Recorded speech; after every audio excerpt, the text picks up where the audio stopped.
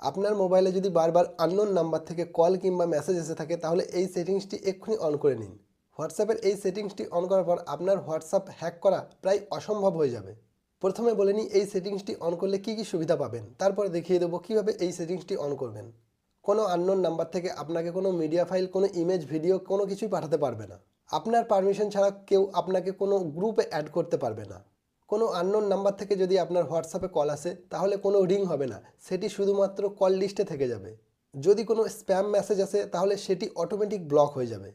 আপনার WhatsApp log in করার সময় 2 স্টেপ ভেরিফিকেশন চাইবে, অর্থাৎ আপনার নাম্বার যদি অন্য কারো কাছে চলেও যায় তাহলে সে আপনার হোয়াটসঅ্যাপে লগ ইন করার সময় একটি পিন কোড চাইবে, যেটি আপনি ছাড়া কেউ জানবেন না। এছাড়াও থাকবে আরও বেশ কিছু ফিচার্স, যেমন আপনার কল করার সময় আইপি অ্যাড্রেস হাইড করা থাকবে, আপনার প্রোফাইল পিকচার, আপনার স্ট্যাটাস কিংবা আপনার লাস্ট সিন এগুলি শুধুমাত্র আপনার কন্ট্যাক্টরাই দেখতে পাবে। এর জন্য প্রথমে হোয়াটসঅ্যাপ সেটিংসে চলে যাবেন।